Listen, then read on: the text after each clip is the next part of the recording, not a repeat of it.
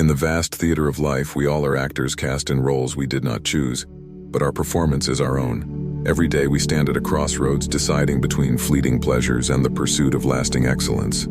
To work hard, stay humble, and embody the principles of Stoicism is not merely a path to success, it is the path to a life well lived. This journey demands that we forge our souls in the fires of discipline, self-control, and fortitude, for only then can we stand tall amidst the trials of existence, unshaken and resolute. Chapter 1. The Nature of True Success. Success, as understood by the world, is a fleeting thing, rooted in wealth, power, and fame. But to the Stoic, true success is measured not by external achievements, but by the internal mastery of the self. As Epictetus, the freed slave turned philosopher, so wisely said, "Wealth consists not in having great possessions, but in having few wants." The Stoic does not chase after riches or renown, for these are beyond our control and subject to the whims of fortune.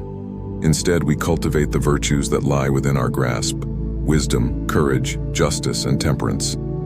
These virtues are the foundation of a life lived in accordance with nature, the guiding principle of Stoicism. Nature, in its simplicity and order, teaches us that success is not found in the accumulation of things, but in the refinement of the soul.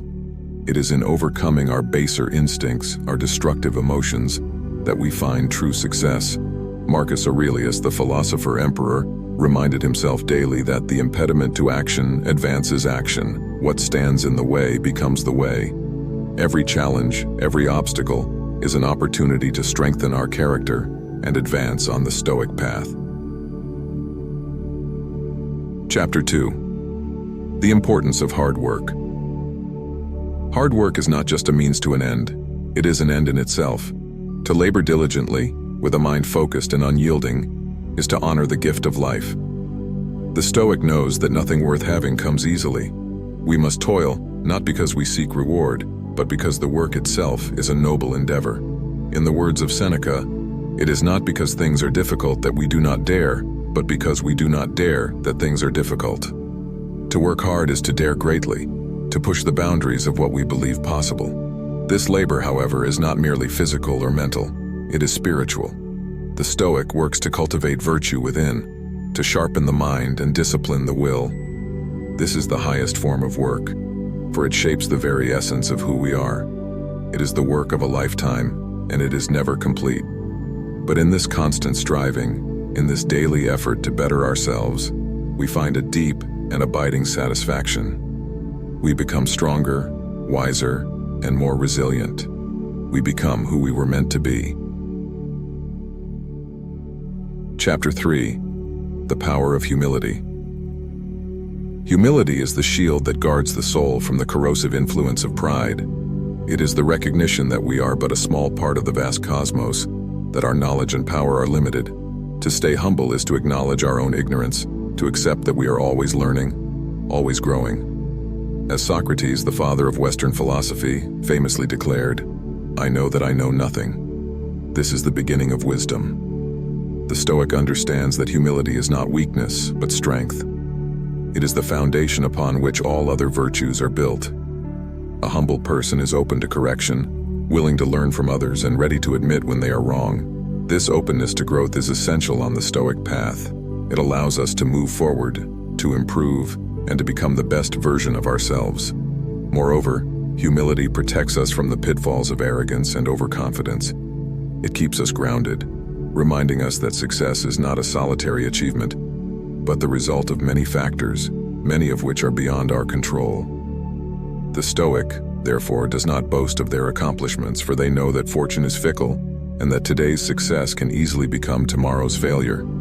Instead, we focus on what truly matters, living in accordance with our principles and maintaining our integrity in the face of adversity. Chapter 4. Overcoming Destructive Emotions. Destructive emotions are the enemies of the Stoic. They cloud our judgment, weaken our resolve, and lead us astray from the path of virtue. Anger, fear, envy, and despair are all manifestations of our failure to control our thoughts and desires. They are signs that we have lost sight of what truly matters.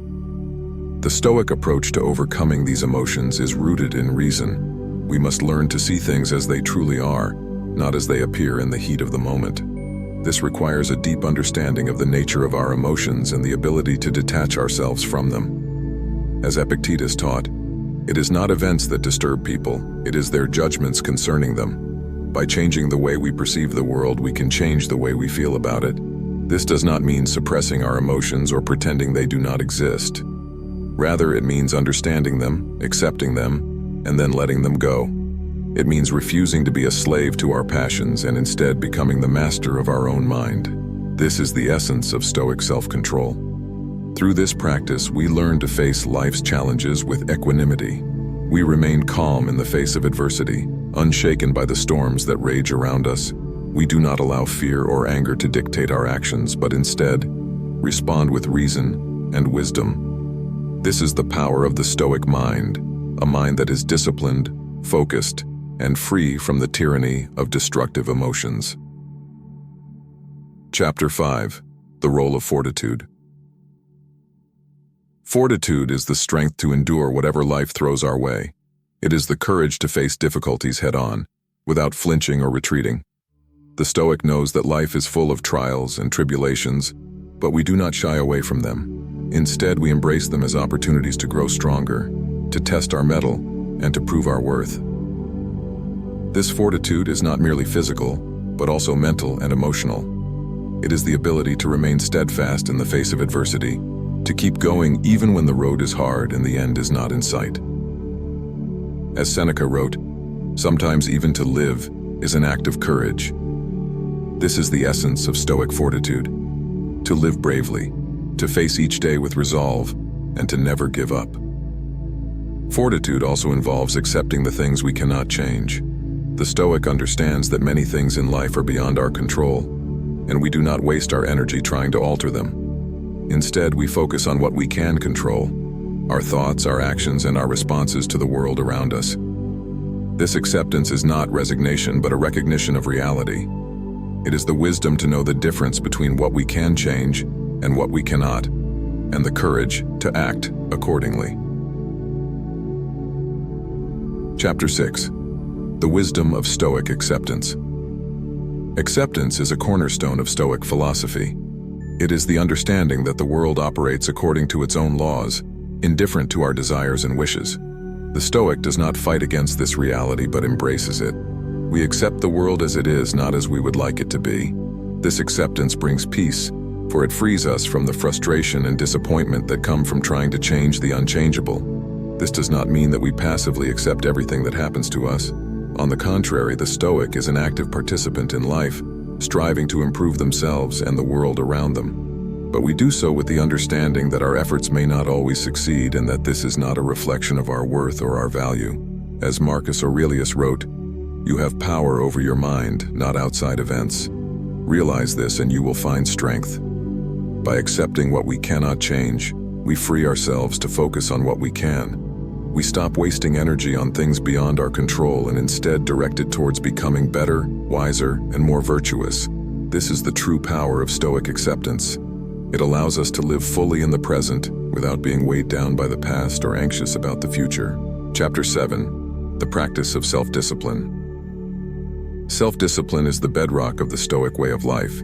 It is the ability to control our impulses, to delay gratification, and to stay focused on our goals. Without self-discipline, we are at the mercy of our desires, constantly chasing after pleasure and avoiding pain, with no regard for the consequences. The Stoic practices self-discipline in all aspects of life. We eat and drink in moderation, we exercise regularly, and we maintain a balance between work and rest. But more importantly, we discipline our minds.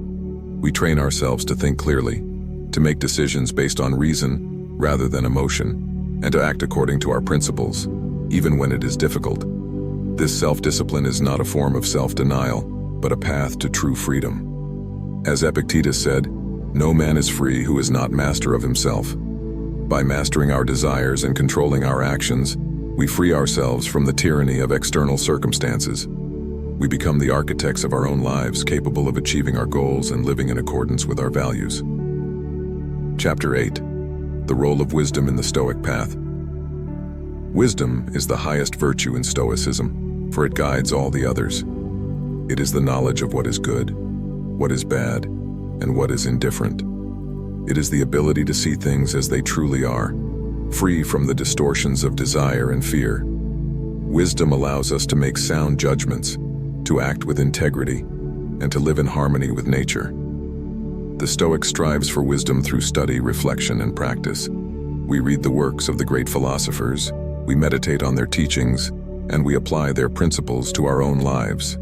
But wisdom is not just theoretical knowledge, it is practical wisdom, the ability to live well. As Seneca wrote, "To live is to fight, and that life is to be lived on one's own terms. Learning is the foundation of virtue, and that virtue, when well-founded, does not fear the misfortunes of life." Wisdom also involves understanding the limits of our knowledge. The Stoic recognizes that we are fallible, that our understanding is imperfect, and that there is always more to learn. This humility keeps us open to new ideas, willing to listen to others and ready to change our minds when presented with new evidence. In this way, wisdom is a lifelong pursuit, a journey that never ends. Chapter 9: The Importance of Community. The Stoic does not walk the path of virtue alone. We are social creatures connected to one another by bonds of family, friendship, and society. The Stoic understands that our actions affect others and that we have a responsibility to contribute to the common good. As Marcus Aurelius wrote, "What is not good for the beehive cannot be good for the bees." This sense of community is central to the Stoic way of life. We support and encourage one another in our pursuit of virtue, and we work together to create a just and harmonious society. We do not seek to dominate others but to serve them, to use our talents and abilities for the benefit of all. This service to others is not a sacrifice, but a fulfillment of our nature. By helping others, we help ourselves, for we are all part of the same human family. The Stoic sees the world as a community of rational beings, all striving for the same goal: to live in accordance with nature, to cultivate virtue, and to achieve true happiness. Chapter 10: The Legacy of Stoicism. The teachings of Stoicism have been passed down through the ages, from the ancient philosophers of Greece and Rome to the modern world. These teachings have inspired countless individuals to live better, more meaningful lives. They have provided a framework for dealing with the challenges of life, a guide for navigating the complexities of the human condition. The legacy of Stoicism is a testament to its enduring relevance and power. It is a philosophy that speaks to the deepest aspects of the human experience, addressing the fundamental questions of how to live, how to face adversity, and how to achieve true happiness. This legacy is not just a matter of intellectual history, it is a living tradition, practiced by people around the world today. The principles of Stoicism continue to resonate, offering guidance and wisdom to those who seek to live a life of virtue and purpose. By embracing these principles, we become part of this legacy, contributing to the ongoing story of Stoicism and passing its wisdom on to future generations. Conclusion: the Stoic path to success. To work hard, stay humble, and follow the Stoic path is to live a life of true success. It is a life of discipline, self-control, and fortitude, a life dedicated to the pursuit of virtue and the mastery of the self. It is a life that values wisdom over wealth, humility over pride, and community over self-interest. This path is not easy, but it is worth it. It requires constant effort, continuous self-improvement, and an unwavering commitment to our principles. But in the end, it leads to a life of meaning, fulfillment, and true happiness. As we walk this path together, let us remember the words of Marcus Aurelius. The happiness of your life depends upon the quality of your thoughts. Let us cultivate thoughts of virtue, wisdom, and strength, and let us live our lives in accordance with these thoughts. This is the Stoic path to success.